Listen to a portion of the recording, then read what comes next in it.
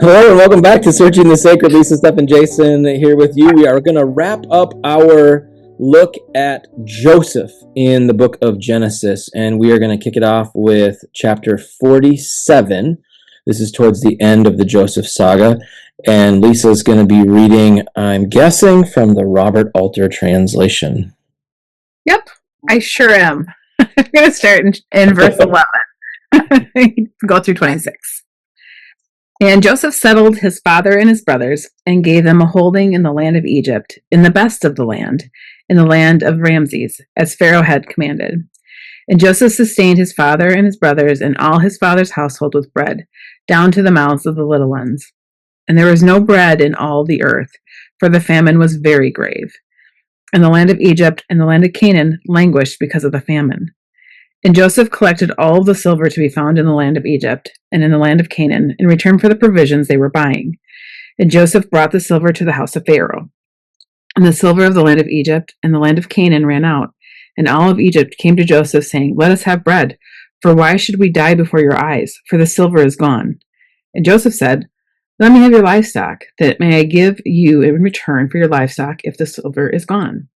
And they brought their livestock to Joseph, and he gave them bread in return for the horses and the stocks of sheep and the stocks of cattle and the donkeys. And he carried them forward with bread in return for all their livestock that year. And that year ran out, and they came to him the next year and said to him, "We shall not conceal from my lord that the silver has run out, and the animal stocks are my lord's.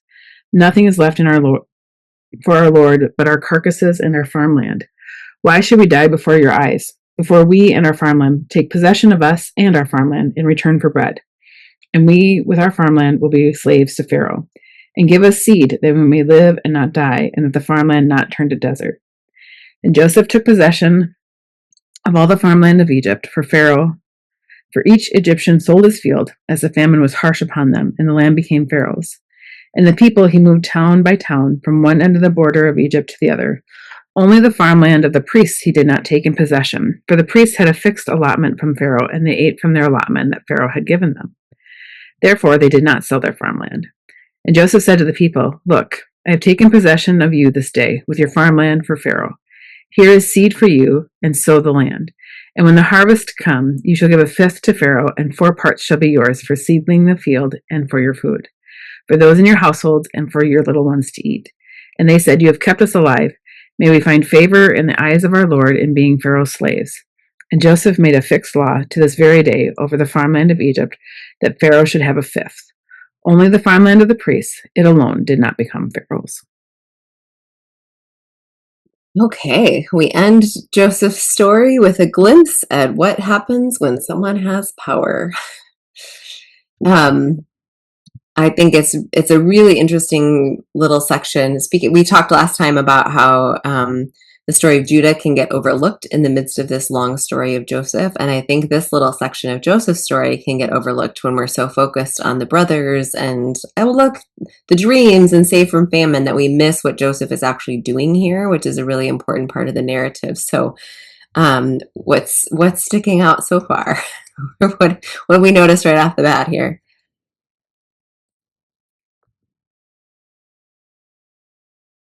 Oof, I don't even know where to start.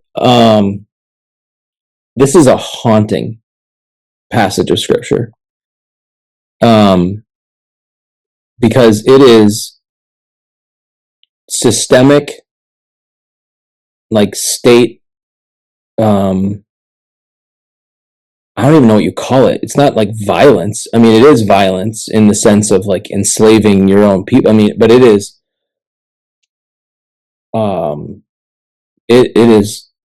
this is some dark stuff to me. I mean, this is people out of starvation giving up their livestock, all their money, all their livestock, all their land, and then themselves. Mm-hmm. All because they provided provision for 7 years to build up this infrastructure. This wasn't Pharaoh's grain. This was the people's grain. that they had given for 7 years, that Pharaoh had gone around and collected, forced collection, being used, weaponized against them. I mean, it is. I just heard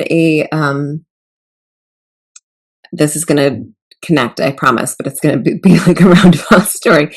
I saw a story online of a high school teacher who does this lesson with, I can't remember if it's Skittles or M&Ms, same idea, with his students, where he gives them each a bag at the beginning of the day and says it is your job to have the most of one color by the end. Like, you pick a color, but it's your job to accumulate just one color.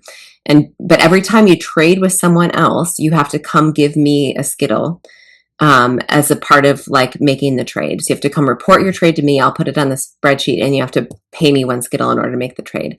And he's like, the lesson is, at the end of the day, I'm the one who ends up with the most Skittles. Yeah. And that is the way that everything in our society, like it's credit card processing fees. It's the people who trade your stocks. There's this thing where we've decided as a society that we're okay with that. Mm-hmm. It's how everything runs. But it just feels connected to what Jason was just saying there, of like, this was their grain that they gave to Pharaoh that he's now. Well, it's like that. I mean, it's a little bit of like how different could it have been had Egypt like rationed out and just given away food to keep people alive? Right. Because like the option, like it's not that, like it's not that. Yeah, like it's a very. But it also reminds me so much of like what happens with power and wealth, is like this accumulation and pile, and like it's mine now. And then it's tight because of also famine, which puts you at this risk to make really bad decisions. It reminds me of folks who are like, who are already on limited funding and need to get to work and can't afford to not work. Don't have another option, need to get a car. But when they buy the car is like at 30% interest, which means they're never going to get ahead or out of that car. Mm-hmm. And like, there's like these barriers. Mm-hmm. Mm-hmm. And it just feels like in this scenario, like it's interesting because the text kind of puts it out as like the people suggest these things. Like they're like, oh, let me give you all my land so I can eat some bread and then take my life because I'm alive. Like, I'm like, yeah, it's so haunting to me that verse 25, they said, you have saved our lives. Let us find grace in your sight. We will be Pharaoh's slaves. Like, what a haunting line of scripture. Yeah. To see people give up some, but then I'm like, this is us though. This is what it is to be in an empire. How much do we give up and say, like, we're so happy to be slaves to this empire. Thanks for saving our lives. Like, there's so many things you could put in that camp. I'm thinking about insurance, right? Like, insurance is so expensive. Everybody needs it. But if we just did it more like mutual aid, everybody would save money, but we can't. Like, it's just ridiculous. And we're like, oh, thank goodness I have insurance. But so many people don't have insurance. Like, that sort of feeling of being hostage to the thing that's saving your life feels like that's what empires are. It's what all of us live in.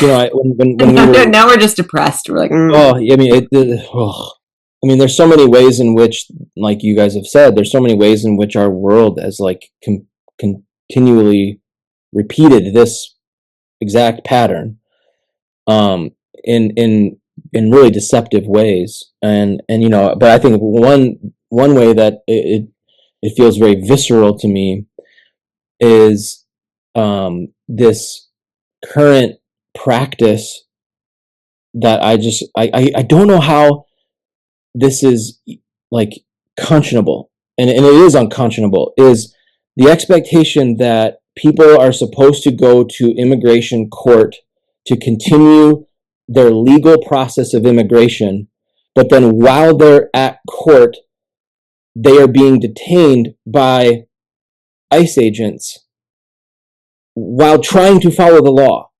I mean, it to me, it's such a almost perfect parallel to what Joseph is doing and what Egypt is doing in this moment of, hey, I need you to do this, this, and this, and the result is going to be that I enslave you in the end. And it's like with immigrants, we've said, I need you to do this, this, and this, and the result is I'm still going to deport you in the end. And it's like, what the hell? You know, it's especially like when you think about it, like the reason they don't have food in the famine is because they were all pushed to give Egypt their food when it was abundant. Like they weren't, there wasn't permission to store it in your own neighborhood or for your own family. It was give it to us. We'll keep it safe for you, but now we ration it out according to our rules later. And that's the thing, according and hold you hostage to the thing you gave us. Not like we're just gonna like give it back to you proportionally to make sure that we survive the next 7 years when we can get back to getting into the flow of harvesting our land again. No. We're going to do it according to how it can benefit like the powers that be. I mean, we talk about, I mean, it's so crazy because one of the things that keeps coming up in our politics today is wealth distribution and how the 0.01% of our population is getting astronomically rich while the middle class and the poor are getting poorer and have less economic freedom. And that's exactly what happened in Egypt thousands of years ago, is that those in power were like, well, you know what we can do is get really, really wealthy, like, because we'll just take the food and then we'll make them pay for it with their lives and all their money and all their livestock and all their land and themselves. And this will work out in the end. Like, but it is a little bit slower. It's not. I don't know that Joseph's, like, the whole plan was like, let's enslave the people. I think it started with like, we have a lot and you should pay us for it. Like, we'll get through this, but like, you should pay for it. It's like, we're going to take your silver. Like, you should.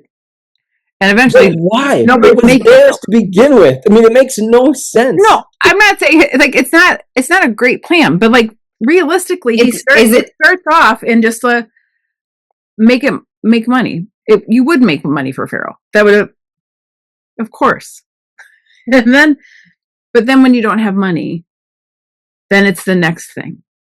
And so like the next thing is like all the livestock, which is actually a source of food and like just to be like, yeah, you're giving up a lot with giving up all of your livestock. And what the hell is Egypt going to do with everything? They're going to get you to work it.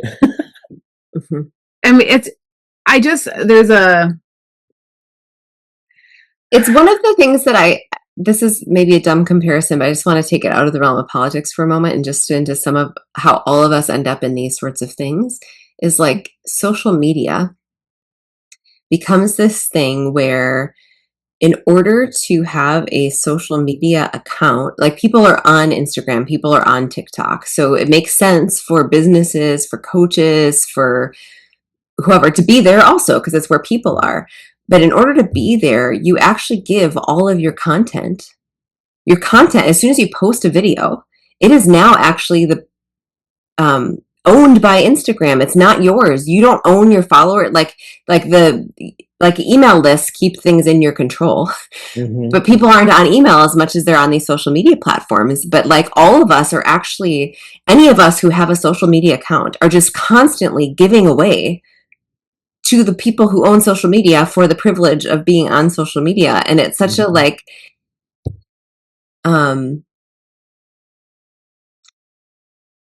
it's not all bad. Like it can be fun to be on social media. It can be connecting to be on social media, but there is a thing that it's like not neutral. Like we're putting money and power in the hands of those who already have money and power by participating in it. But I don't even know that any of those companies started.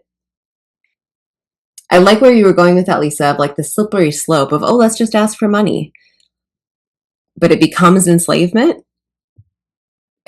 That path feels very familiar too, of like, how do we then all get addicted to social media? Or how did the social media companies start ignoring the data about how bad it is for teenagers? But I don't know if they started there. They were like, oh, this is cool. Look, we can make a little money. And then it's just become more and more of a thing that's out of control. Again, back to like things keep duplicating themselves. Nothing new under the sun. This is old history in an ancient empire that seems to just repeat itself in multiple ways today. Mm-hmm. I think it's interesting. I've got a little note in this Bible that I'm looking at about what follows in verse 27 that we didn't read.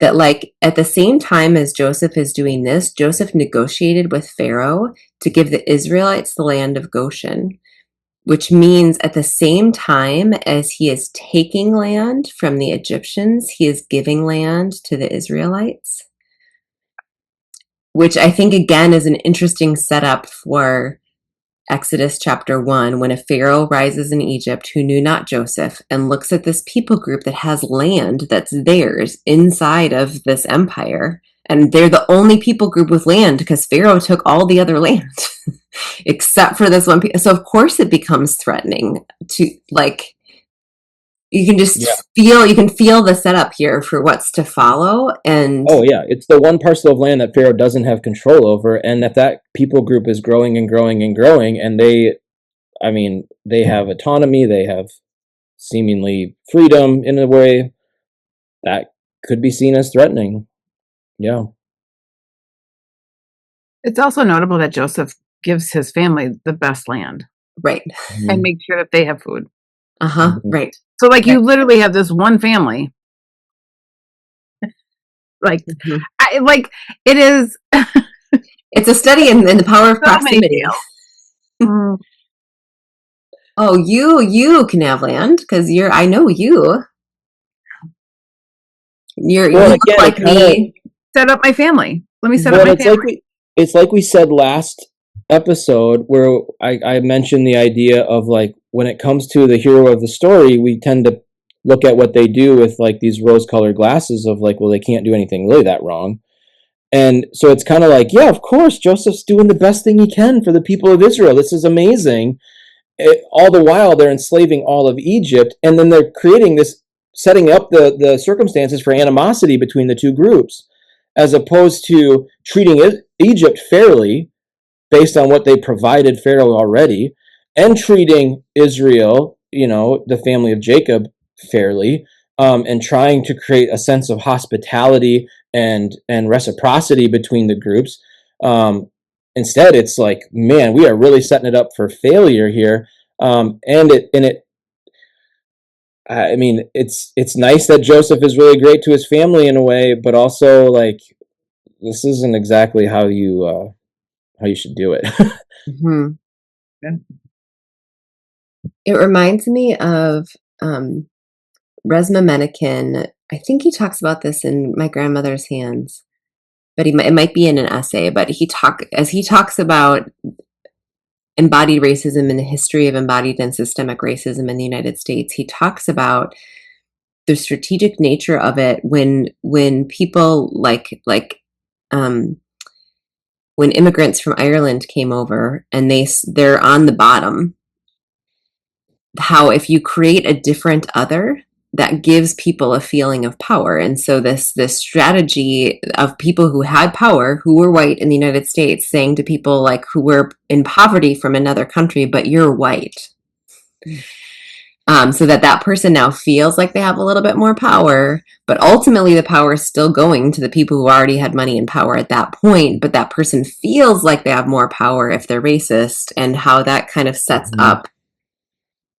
I feel like I'm not doing justice the way he talks about it, but it's like you can sort of feel yourself like, oh, I can feel how if I were an immigrant in that time period, I might have gotten sucked into that narrative. But ultimately, it's still people in power creating that narrative, like the power of having an other, the power of. I don't know that that's conscious. I don't know that Joseph would want his family to be the other, but you can feel how, I don't know. I'm not connecting the dots of my thoughts very well there.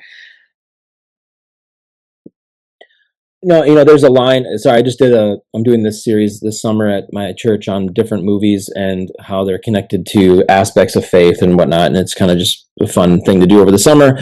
And one of the movies that we recently looked at was Wake Up Dead Man, the Knives Out mystery with Benoit Blanc by Rian Johnson. And there's this line where there's this YouTuber who's trying to like gain a following, and he's tried all these different ways of dividing people and being mean to people, and it's not getting any traction. And the Father Judd is like, hey, maybe you should get back to the basics of like being in relationship to people instead of trying to demean everybody.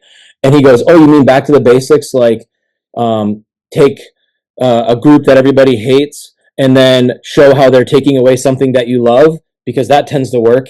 And it's that mentality of like, if we can just create an enemy that's threatening to us, then we can use that to keep the power that we want, or to get the power that we want.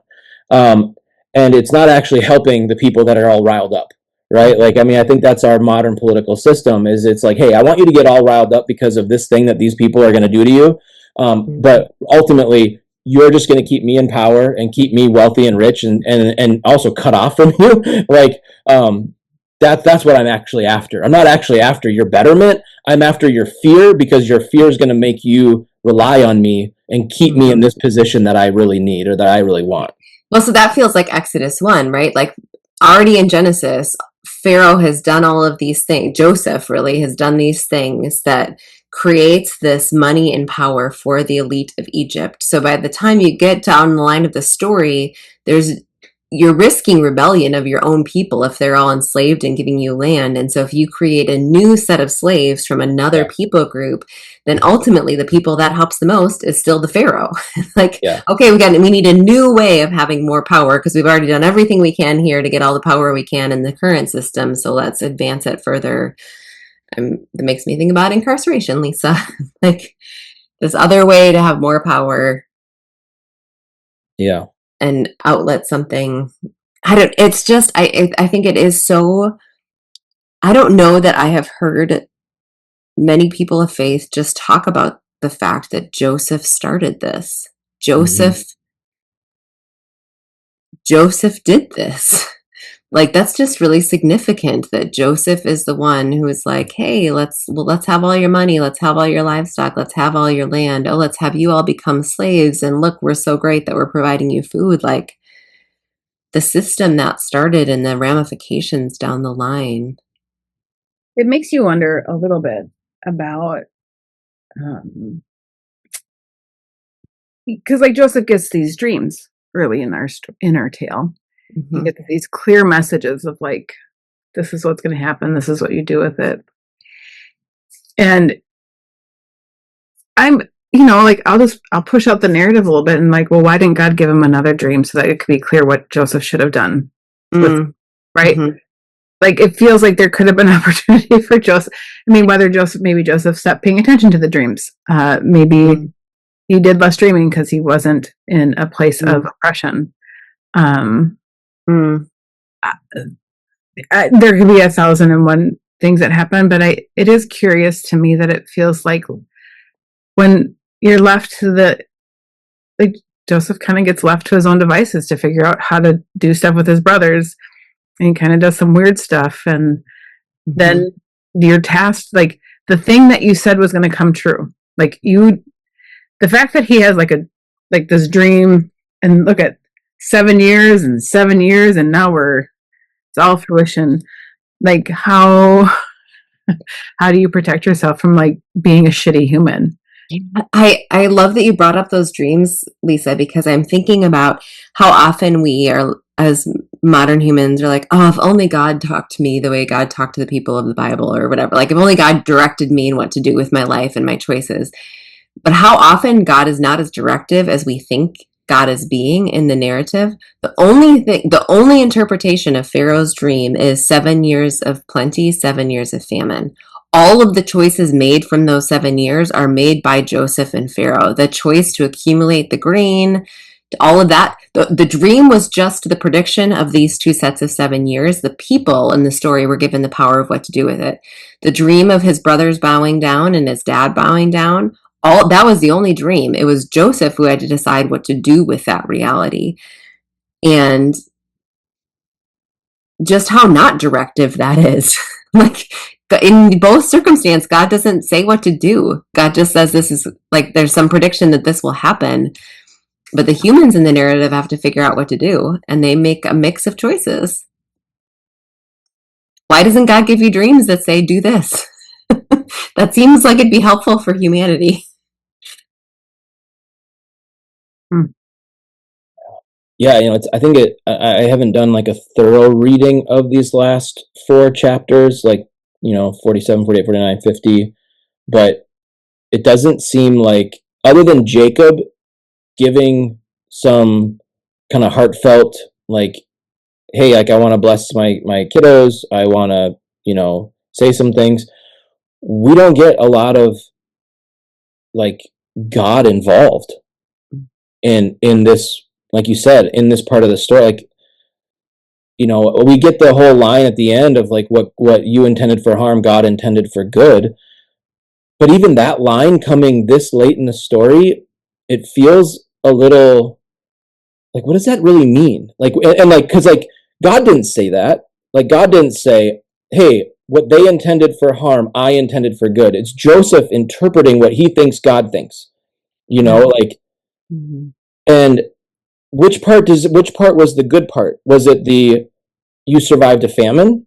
Was it, I'm in a place of power and have taken control of Egypt and given you the best land? And now you're really set up well for the near future. Like what? I just think it's an interesting absence in a way, like that God is absent from the end of this story. That's kind of haunting. I don't know. Mm-hmm. Mm-hmm. Well, I think that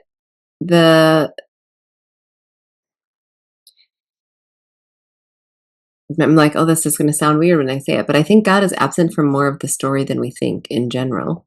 Mm-hmm. But it depends how you define absent, right? Like, God doesn't actively speak very often in the Bible, actually. Right. And doesn't say as much as we give God credit for saying. There's just these moments of intervention, and I love Lisa has really landed on this primary theology of her life being that God is with. I won't put words in your mouth, so you could say more about that, Lisa. But there's a theology of presence versus the other things. That there's lots of ways to interpret how you want. Like, I feel like it's like, if we sit and actually work through some of our theologies and the things that we think are true, eventually any of them break down at some point. Mm-hmm. And so in some ways it's picking a thing that feels like it matches, and I feel like God is less directional. And I don't know. I don't know what to do with dreams. Like, do I think God causes the dreams? Maybe it's. Well, and for those who might be wondering, like, well, what other conception of God is there other than the God who's with us? Well, there's a God who's all powerful. There's a God who's omnipresent. There's a God who is orchestrating everything like a puppet master. I mean, there's lots of different characterizations of how God interacts in the world. And by saying God is with us, we are not saying that God is always dictating every human choice, but that every human choice, God is not abandoning humanity to that choice, but is staying with humanity in the midst of their choices. Maybe I'm putting words into your theology, Lisa, but I think it's helpful maybe to differentiate a little bit about what we're not saying, that, there's puppet master God as opposed to the with us God. Mm-hmm. Well, and even when I think about, I've had a few dreams in my life where I've thought, that doesn't seem like a regular dream. That seems like a spiritual dream. It seems like something. None of those dreams have been directive. They have been enlightening.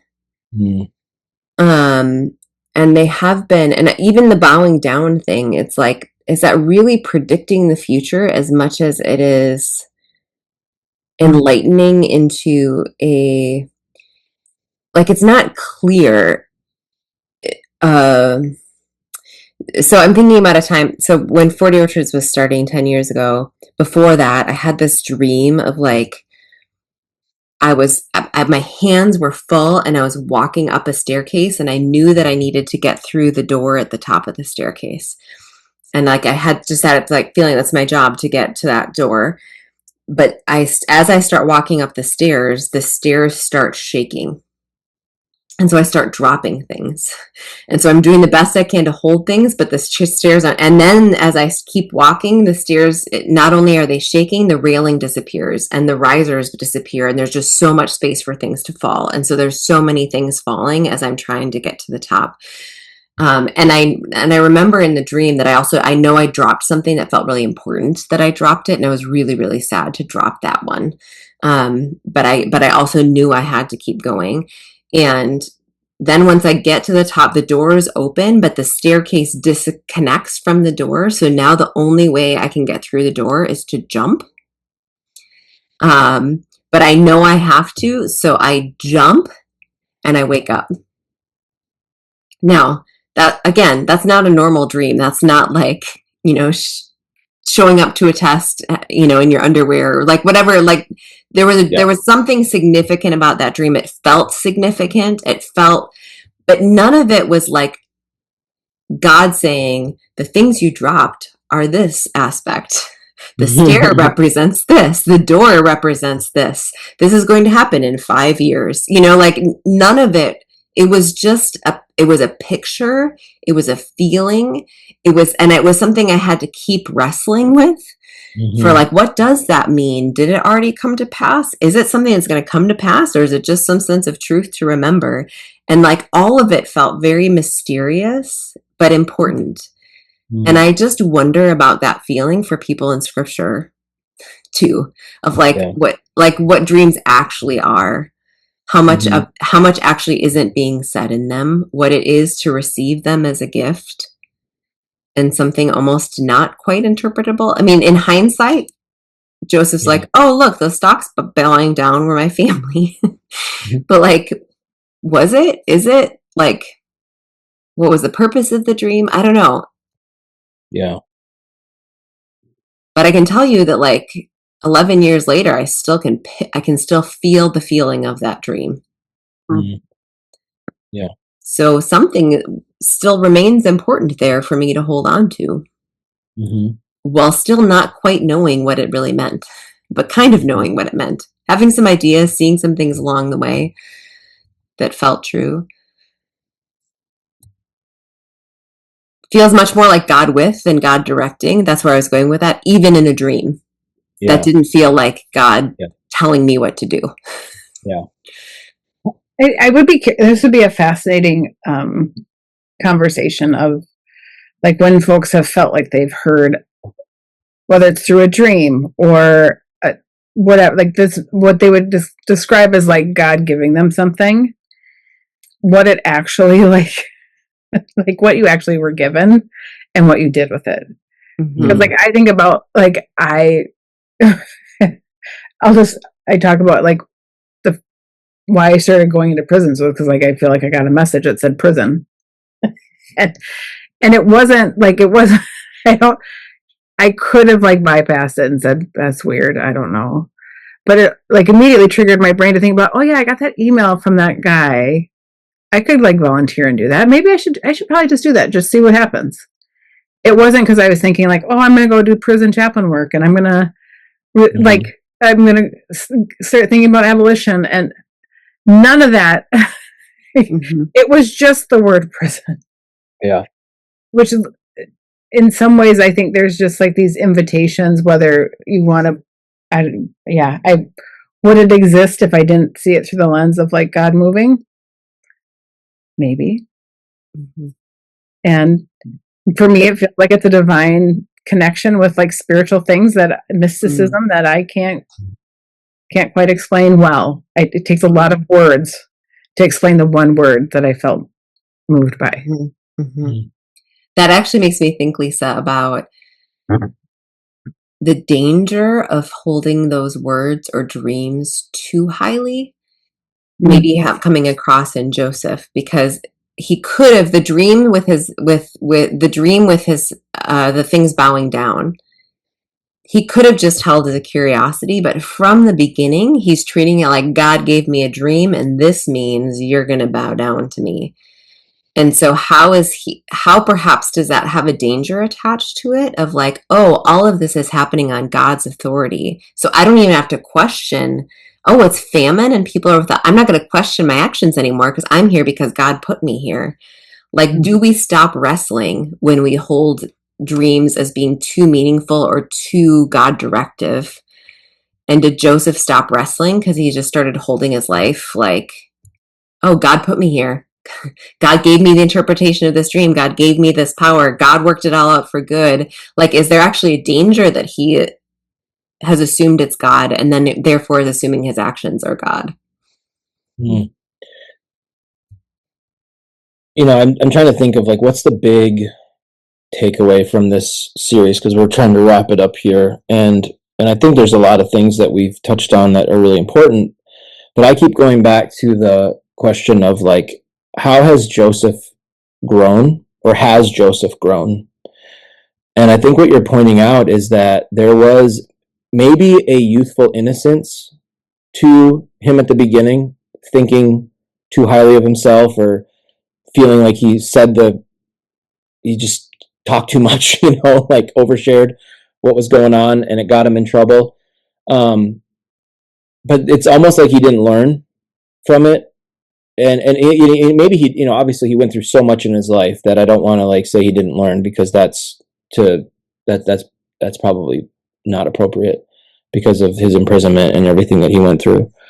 But when you come out of it and the result is you enslave the entire country, it makes me wonder, like, okay, how did you grow? How did you learn from your experiences? Because it feels a little bit like you shot your mouth off, you got put in a horrible, horrible situation, you rose up to power miraculously, and then it's almost like you forgot all of it, and you just profited your own family, and then enslaved the whole country, and then that's the end. Like, okay. Whereas like you look at someone like Judah, who did a really horrible thing, got incredibly humbled by his daughter-in-law, and then actually becomes the one willing to offer a sacrifice of himself for his younger brother. And that feels like growth and transformation, as opposed to what we see in Joseph.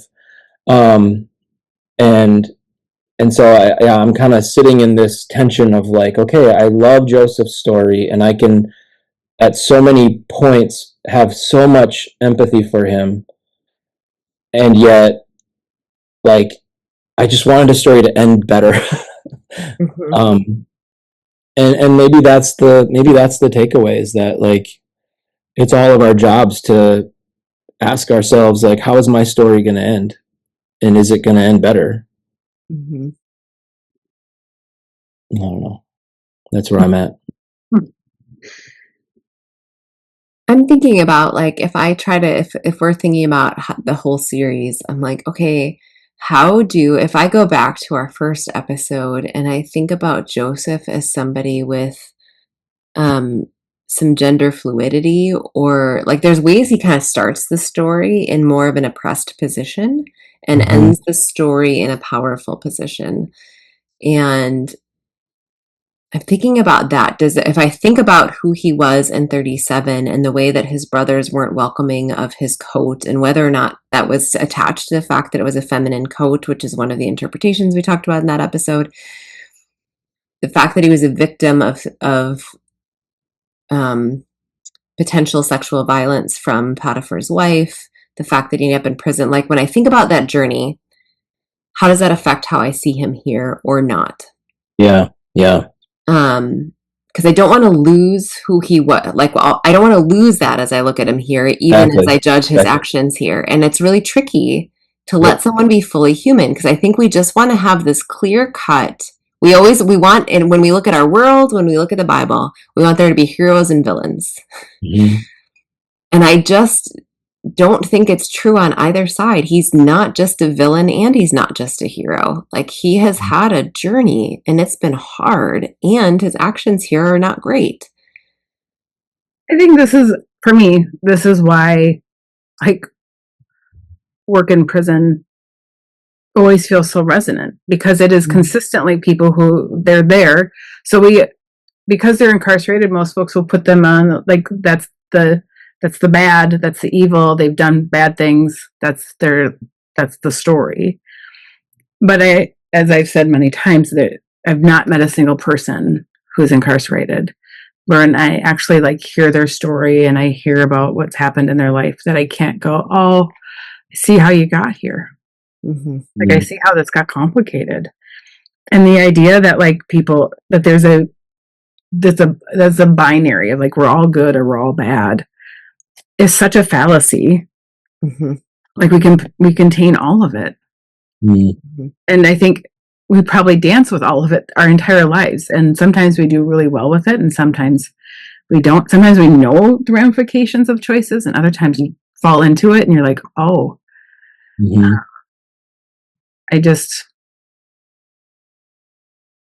I appreciate the complexities of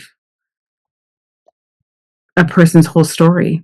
And so I don't need Joseph to be perfect or wonderful to have his story be something meaningful for me, or have an entry point for me to go, oh, I have something I can learn from this. Like I can enter in whatever. And in some ways, I feel like it just helps me keep doing the work of seeing people and being willing to say, I just see you. Not the entirety of like, yeah, Joseph has a very big story, and it's worth, I think, holding all of it as a part. Yeah. Maybe that's our encouragement to our listeners, is hold the complexity of Joseph's story and use that to help us hold the complexity of every story we're coming across, and to see each human as somebody who's got a past and a present and a future, and that there's a lot that's not set in stone for how any of those things go.